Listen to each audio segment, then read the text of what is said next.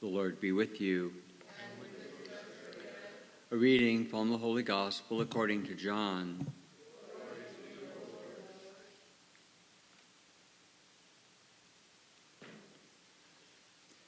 Many of the Jews had come to Martha and Mary to comfort them about their brother Lazarus, who had died. When Martha heard that Jesus was coming, she went out to meet him, but Mary sat at home.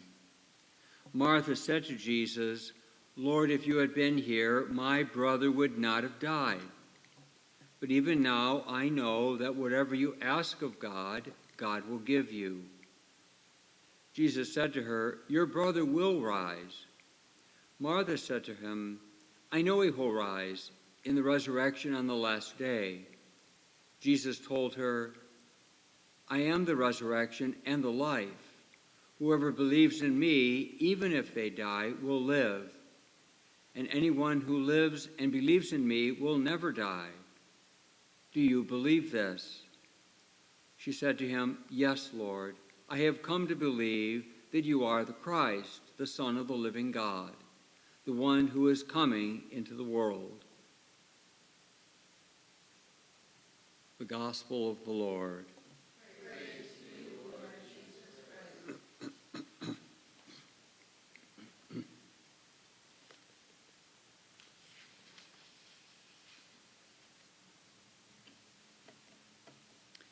Today is a very recent memorial.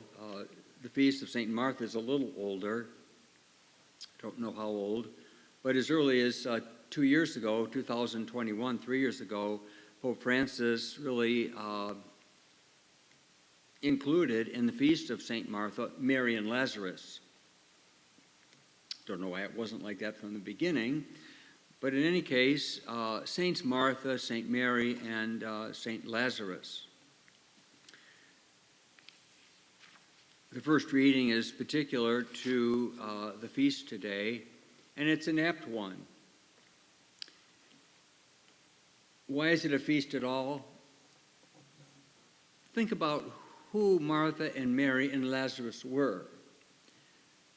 It impresses me that in the life of Jesus, in the human life of Jesus, and you can't really divide Jesus, but in his human life, wouldn't it be fair to say that Martha and Mary and Lazarus really had a particular insight into his humanity?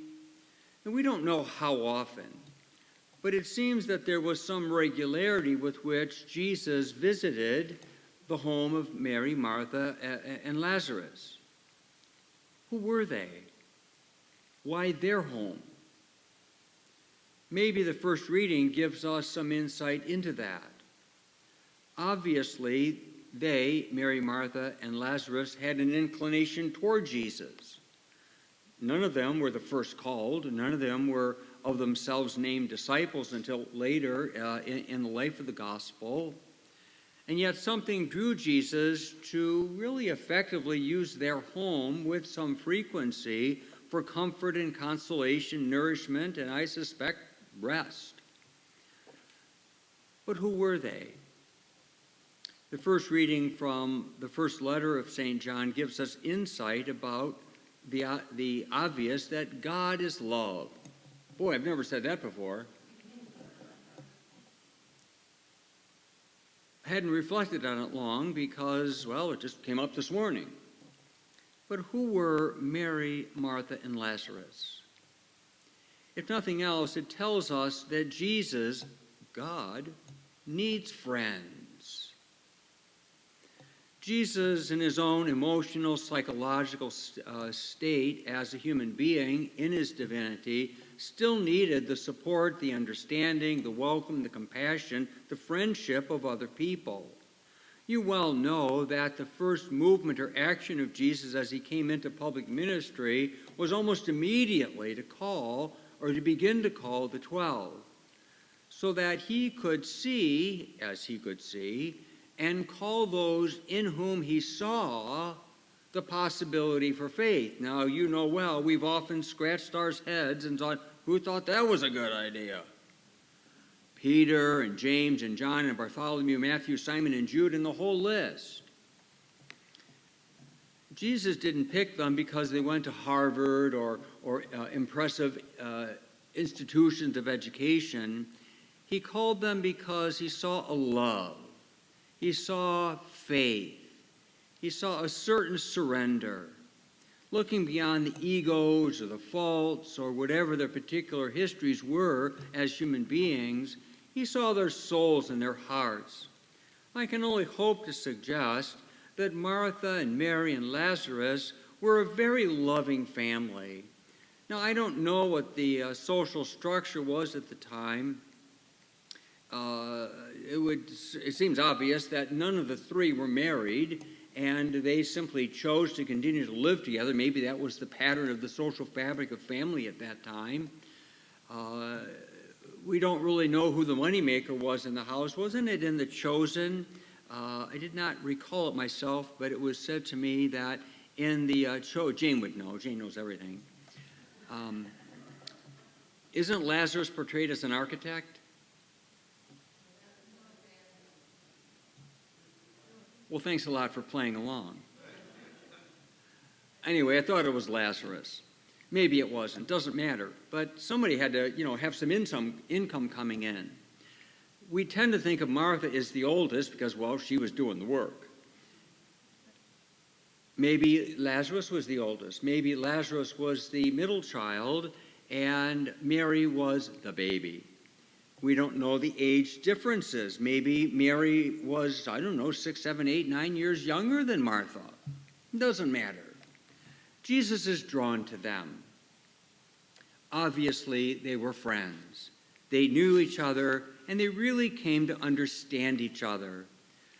Now, you see the twist here, because we could have read the story of Martha and her irritation about having to serve while good old Mary was relaxing with the Lord. But now the table seems turned. Now it's Mary that stays home, probably brokenhearted in her grief, but Martha goes out. Maybe she would have or could have been resting, but she's now the one that goes out, hearing that Jesus was coming to town. And it's also evident that many people knew Mary, Martha, and Lazarus because of the death of Lazarus, and they all gathered around to support. Now, maybe that, again, was just village life. I suspect they made a lot of friends because Jesus stayed at their house. But still, Martha goes out. And the point, of course, is that Martha really speaks for a lot of us. On the one hand, she's really teaching us a part of prayer. She's complaining, well, Lord, come on. It's 3 days. We sent the message. You could have got an Uber and got here a little faster. If you'd been here, my brother would not have died. In other words, why didn't you come a little quicker? But I still know that whatever you ask of God, God will give you. Your brother will rise. I know he'll rise. She's already got the message. I know he'll rise in the resurrection on the last day. That in itself says a great deal. Because Jesus, although, the burgeoning sensibility of resurrection came very late in the Old Testament, the Maccabean brothers, etc., and all those tensions of the Greeks and the Romans, etc., and these challenges. But then Jesus says clearly, and how special that relationship must have been. I am the resurrection and the life, and all who believe in me, even if they die, will live. Do you believe this? Martha is standing in our place, the place of all believers. Yes, Lord, I have come to believe. Now, this is happening as an action of faith and compassion in a time of grief and loss, subsequent to the fact that Lazarus is going to be raised from the dead. Consider it. Clearly, dear friends of the Lord, they comforted him, they fed him, they gave him a place to rest, they listened to him, and they believed. Maybe think of your group of friends. Why do you have the friends you have, or the friends I have? Do they similarly support you in faith? I know we have our church friends, and then we're other people in our lives. There's no real division there, really. But do your friends are you as a friend in support of faith in the way you relate to your friends and those who you keep close to you? As we celebrate and worship today, we celebrate the humanity and the divinity of Jesus in his human friendships. May God be praised, and may we be wise and blessed with the friends we keep.